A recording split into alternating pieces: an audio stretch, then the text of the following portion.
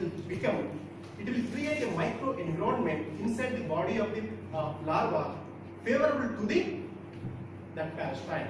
Whereas in another case, so another parasite also may secrete the regulatory factors, but those regulatory factors are laid to the regulatory factors of the first parasite. Already the micro environment favorable to the A parasite. Then it will become the molecular tug of war.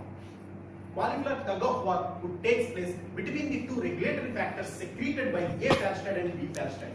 Automatically, the regulatory factors secreted by the parasite A, definitely it will win. Because already it occupied, it became the hemolymph to favorable to the parasite A. So the direction of the host growth leads to the goes to the A parasite than the B parasite. So like that. So here in case of the idiobiont, that is ectoparasite, it will lay only the venome. In case of the coenobiont endoparasite, it will lay the it secrete the teratocytes, poly-DNA virus, venomes along with the eggs. What are these different uses of these regulatory factors? For example, if you take the teratocytes, these are all the larger than the eggs. These are all the larger than the eggs.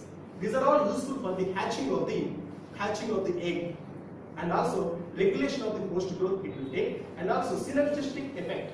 These teratocytes and venomes in the coenobiont endoparasite, these are having the synergistic effect with the function of the poly-DNA viruses that I will cover later, and also it is having the big in nature.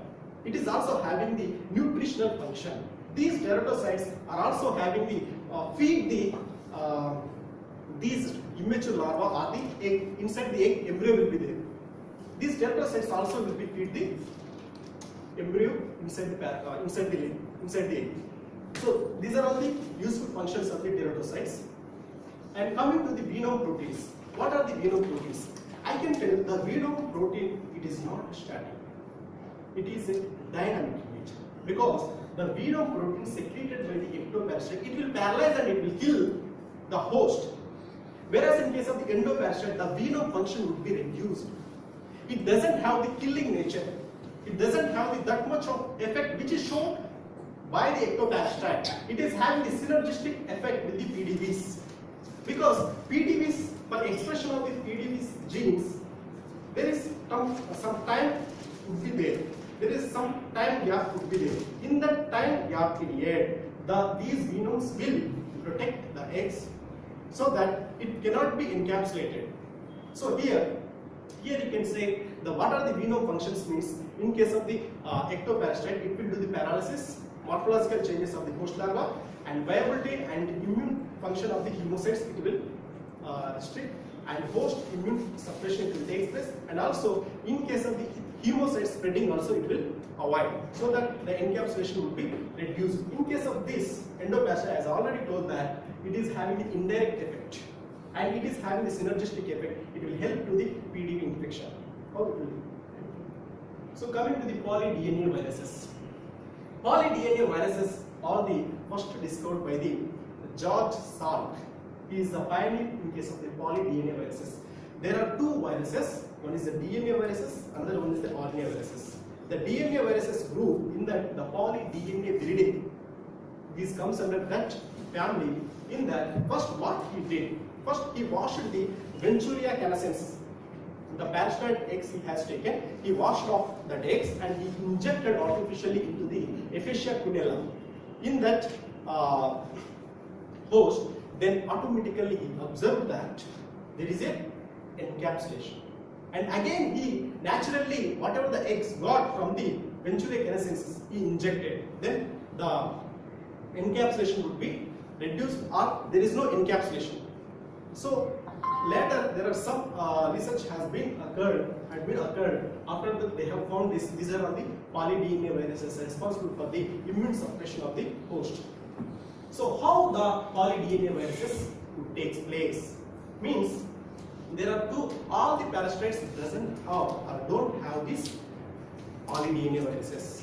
Only the Ichnimonidae and Braconidae parasites having the poly-DNA viruses. So here this is the viral genome and this is the wasp genome. So it is integrated with the wasp genome. So it is multi-embedded with the wasp genome. When the parasite reaches to the patient, when the starting of the adult takes place in the pupa, then what happened? It is not replicated in all the cells of the parasite. It will replicate in the reproductive system or the reproductive cells of the parasites. It will get activated. It will multiply in this calyx epithelial cells and ovarioles. And after that, at the time of maturity of the ovaries, it will burst out. The cells would be burst out from the nucleopores. The virions or the PDVs will come out. Those PDVs and this calyx. So in case of here, the venom produced in the venom glands. This venom glands will produce and this would be stored in the reservoir. And also at the same time, the calyx fluid also will secrete from the cells. This calyx fluid and this venom, at the same time, these polydNA viruses also will produce. Here, the polydNA viruses and the calyx, here the venom would be injected or pumped into the common oviduct along with the matured eggs or the matured ovaries. After that, after oviposition, these are all the complex will injected into the host of the caterpillar. So that would happen. So these are all the different brachyviruses and their parasitoids. Here ichnovirus, these are all the brachyvirus. This is also present in the ichneumonidae. So coming to the here, what is the difference between the ichnoviruses and brachyviruses? Brachyviruses is the single nucleocapsid, whereas the ichnoviruses are the double capsid layers. In case of the multi-embedded virions are present in case of the brachyvirus, whereas in case of the ichnovirus, only one would be present. So here, this is the brachyviruses and this is ichnoviruses. This you can see subspherical nature. So here the process will take place. So here, along with the egg, the polydNA viruses and calyx fluid and the venom will be injected into the host caterpillar. So how it would happen? First, at the pupation, the virus, the polydNA viruses would replicate.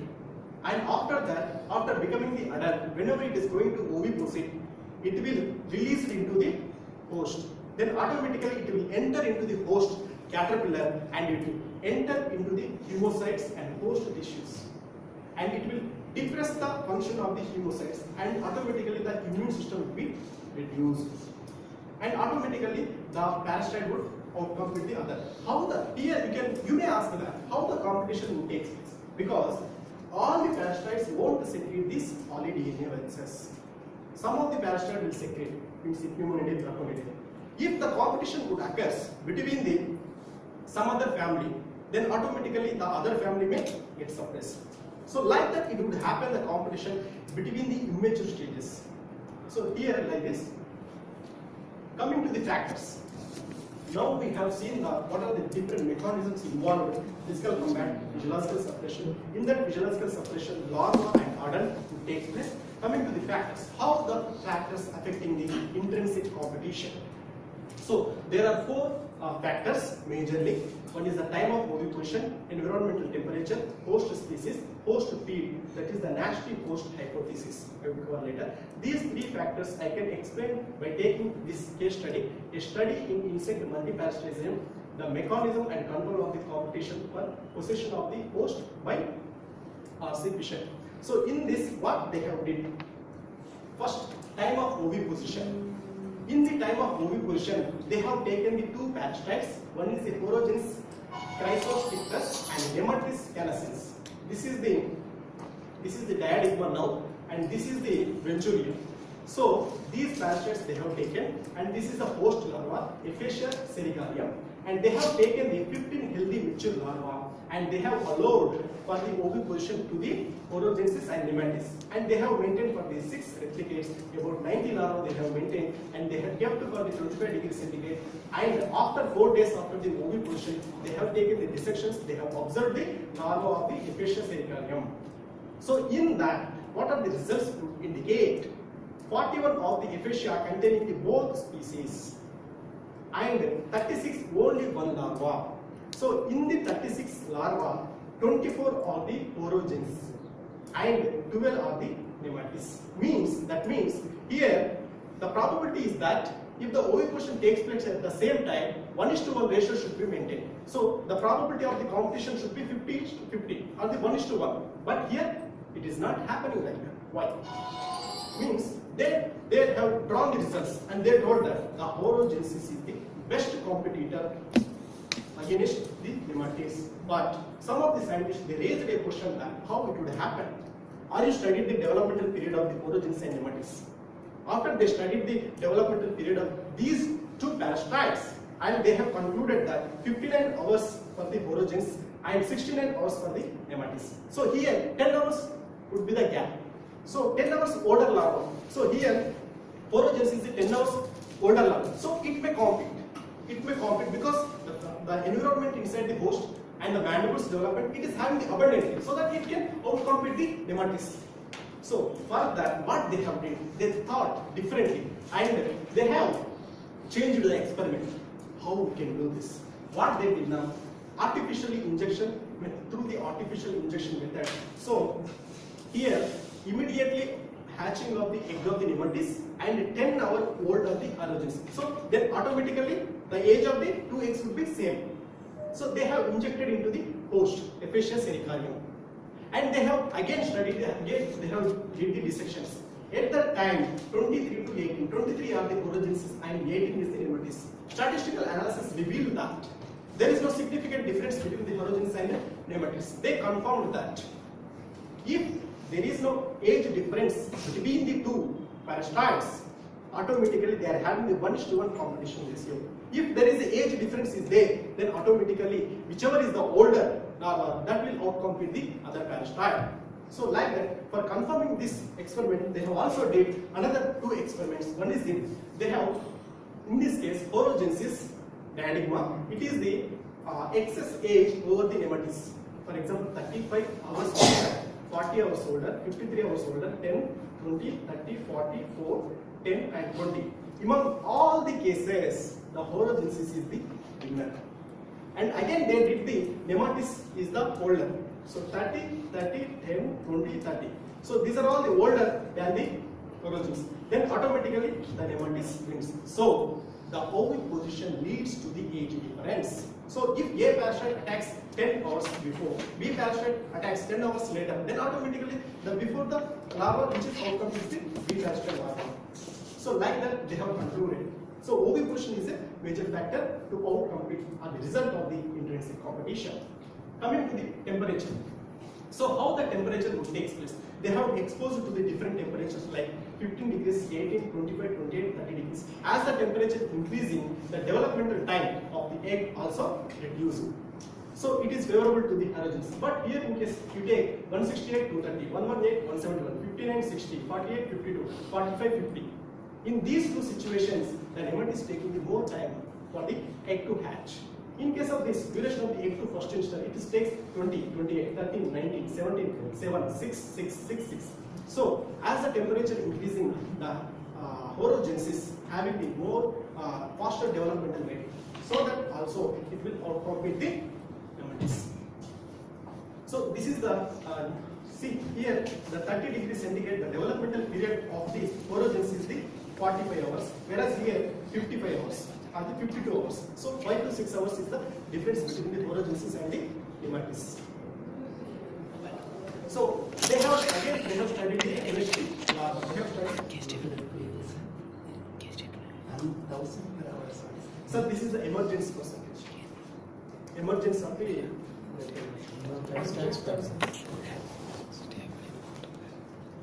So here the larva, again we have listed against the larva 15, 18, 25, 18 degrees centigrade. Again the photosynthesis means based on this study they have concluded that photosynthesis is having a faster developmental time when the time is increasing than the nematodes. So coming to the host species, how the host species will affect the intrinsic competition. They have studied these three host larvae. One is Aphasia sericarium, Aphasia illutella, and Aphasia catella. These three, among these three, the two, that is the nematodes and photosynthesis, having the same developmental time, same viability and vigor. Whereas in case of the Galleria villanella, in that host there is no that much of the vigor or viability. The both larvae will be suppressed. In case of the Aquia grisella, what happened means, in case of the photosynthesis, the developmental is equal to the aphasia, but the development is in the nematodes it is varies. How it varies? Development is slower, and 11 days it takes for first initial node, and 30 to 33 days delayed emergence will happen, and photosynthesis did not. The photosynthesis development did not affect its development in case of the Aquia grisella. So based on this also, if the host species varies, the development of the larva will also vary. According to that, the intrinsic competition would vary, and one parasite may outcompete the other parasite. Like that they have proved. So coming to the host feed nasty host hypothesis, what it indicates. For example, the plant is there. It should protect from the predators, herbivores. It will show the two types of the effects. One is the direct, another one is the indirect. In case of the direct effect means the herbivore will be affected. In case of the indirect effect, through the herbivore, the parasite will be affected. How it will happen means, after getting larva infested, the herbivore induced plant vortex will be emerged out. After that, the parasite will go and attack the herbivore. How the feed, the nutrition quality of the feed, how it will influence. So here, there are two types of the interactions that takes place: plant, herbivore, parasite. Plant, herbivore, and parasite. After that parasite, if the infected parasite, if it is present in the herbivore, if it parasites or if it feeds on the plant, it will show the effect on another herbivore. That herbivore it affects another parasite. These are all the network of the interactions. And also this is also asymmetric fashion. And also here, here the phytotaxis would take place major role. The phytotaxins would be taken by the caterpillar. Those phytotaxins would be taken by the our parasite. How it will affect? For example, if you take the Brassicaceae, while if the Felis rape, if it feeds on the wild host range of the Brassicaceae plants, the Brachiocephalites more. So then it will feed less. The nutritional quality of this larva will be, or the caterpillar will be reduced. Then automatically the immune system will be reduced. So there is no encapsulation of the parasite. Then it is called safe host or the haven hypothesis. If it is having the more number of the nutrient, if it takes more amount of the qualitative